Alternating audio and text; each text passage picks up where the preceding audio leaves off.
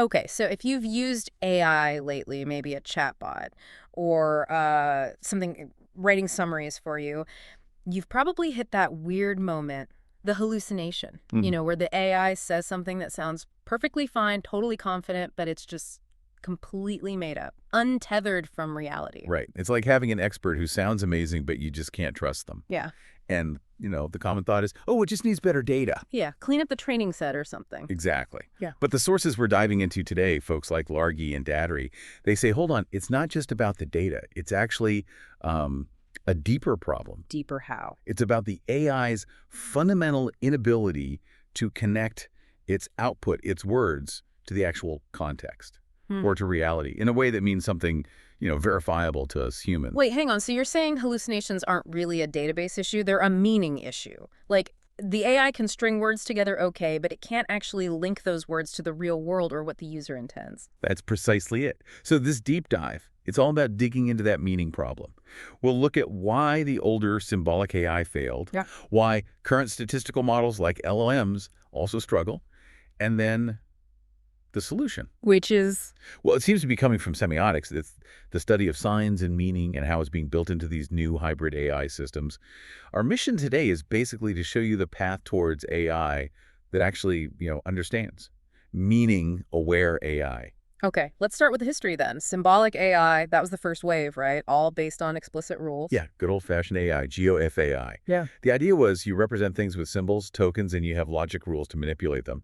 But each symbol was kind of interpreted on its own. And that caused problems. Oh, yeah. It was neat for formal logic, but the real world is messy, that static view.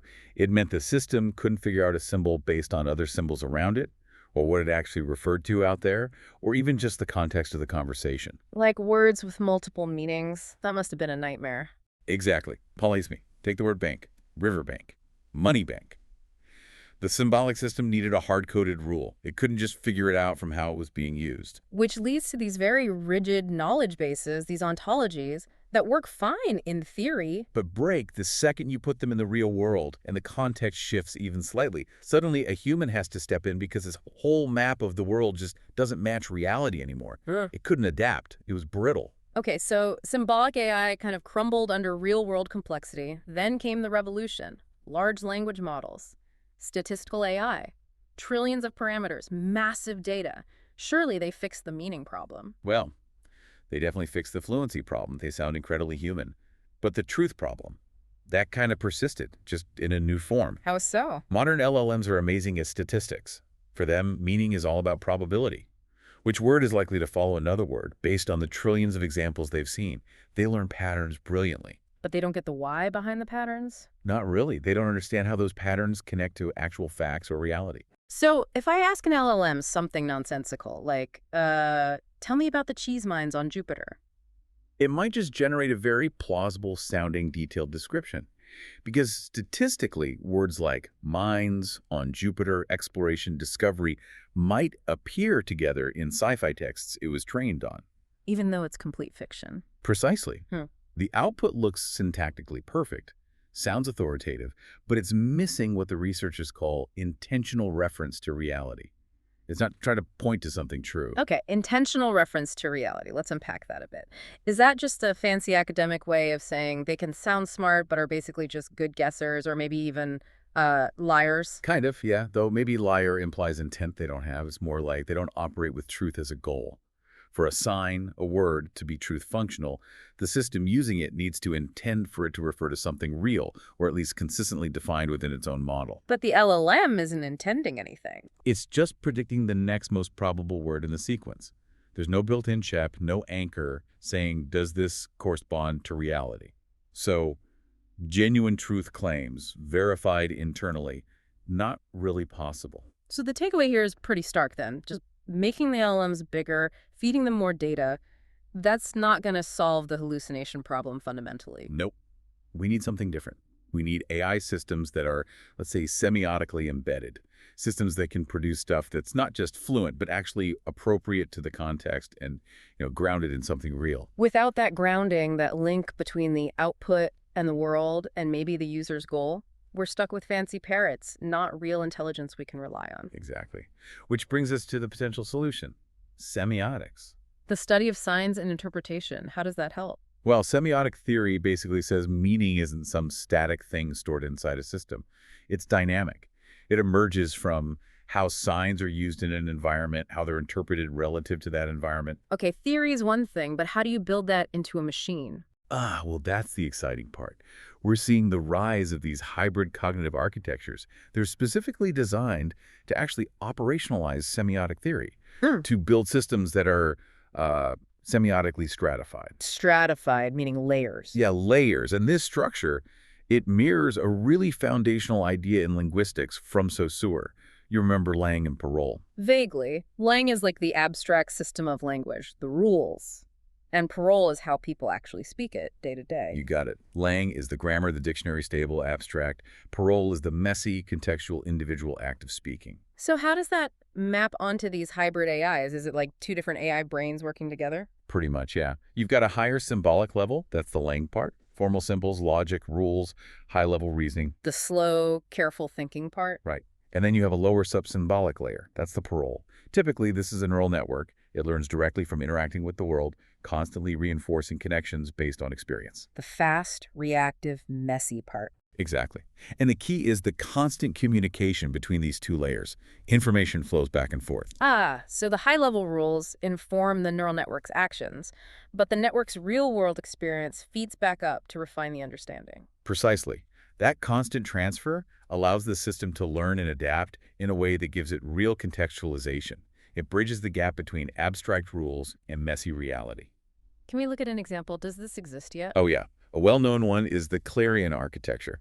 In Clarion, you have an abstract plan or policy decided at the top symbolic level. But that policy gets expressed and constantly fine-tuned down at the neural network level based on what's actually happening. And what does that buy you? What's the benefit of this complexity? Huge benefits. This structure gives the system the power to actually change its own understanding, its schemata. It can learn new semantic structures, new meanings, in a way pure symbolic or pure neural systems just can't. And practically, for a user. Well, researchers like Vadinsky point out that because of this dual structure, these systems get much better at figuring out ambiguity. They can use context clues to understand what a user really means, even if the words are unclear. Okay, that's useful. And there's a speed advantage, too. That lower neural layer, it can react super fast, millisecond fast, to subtle changes in the environment. Much faster than the symbolic layer could reevaluate everything. So the high-level strategy stays stable, but the low-level execution is constantly adapting on the fly. You've got it. It's adaptable, it's fast, but it's also grounded in those higher-level rules, making it more reliable. So it really seems to combine the best of both worlds. The formal structure of symbols, the syntax, with the messy interpretive side of meaning the semantics and pragmatics, all in one dynamic system. Yeah, it's a genuine step towards AI that doesn't just mimic understanding, but might actually achieve a form of it. And you see this drive formalized in things like Sophimatics, which is really trying to build a full computational system based directly on semiotic principles, merging that meaning-focused view with the hybrid AI tech. Okay, this hybrid approach sounds technically promising, but semiotics also seems to shake up how we even think about AI behavior, right? Why do we keep falling into the trap of treating AI like it intends things? That's a great point. Largy and Dattery really critique the common ways we try to explain AI actions. You know, the intentional stance where we act like it has beliefs and desires. Or the design stance explaining it by its programming? Or the physical stance, just physics? Right. And the problem with all three, they argue, is that they only connect the AI's output to communication indirectly. They don't really explain the link between what the AI says and any kind of actual intention or meaning behind it. So if I say, the AI wants to help me using the intentional stance. You're basically just projecting. The AI might produce helpful-sounding text simply because its design stance, and the underlying physical stance, make it generate that output statistically. There might be no actual wanting or intending going on inside. Which leads straight into that anthropomorphism trap you mentioned. Exactly. It's a classic issue, something Dascal pointed out way back in '89. We see the words on the screen, the sign vehicles, technically. The output. Right, the output. And we automatically confuse it with the actual thing it's supposed to refer to, the referent, in the real world. We see fluent language and assume there's fluent thought and understanding behind it, even when there isn't. Semiotics forces us to separate the symbol from the meaning, to ask how it's grounded. Precisely. And this isn't just philosophical navel-gazing. It has huge practical implications, especially for trust and ethics. How so? Because of that information transfer we talked about in hybrid systems, between the symbolic rules and the sub-symbolic experience, the system doesn't just arrive at an interpretation or an answer. It can potentially explain why. Exactly. It can justify its interpretation. Right. It could potentially trace how a high-level rule combined with specific low-level input led to its conclusion. That's massive for accountability. Okay, yeah, I can see that. If an AI makes a recommendation in, say, finance or medicine, being able to see the reasoning, that's critical. It is. And it also helps in complex social situations. Human language is full of ambiguity, cultural nuance, different layers of meaning polysemy again. A brittle system breaks. But a semiotically grounded hybrid system, as Dasgall suggested, understands that interpreting science depends on shared context, on culture. So it can handle that ambiguity better. It can navigate tricky social contexts where the same word means different things to different people. That's the goal. By building in the ability to handle multiple meanings, to understand context, you get an AI that can interact more appropriately, more flexibly within our complex human world. Not just a black box giving answers, but maybe more like a glass box that could explain itself. Moving from a guess to a reasoned choice. That's a good way to put it. Okay, so let's try and wrap this up. The big message here seems to be, if we want to get past these AI hallucinations, these confident falsehoods, We need to move beyond just tweaking statistics or just build in symbolic rules in isolation. we need to unite them. Build hybrid systems where meaning isn't fixed, but it's dynamic, it's context-aware, and crucially, it's somehow grounded in reality and what the user is trying to achieve. Right.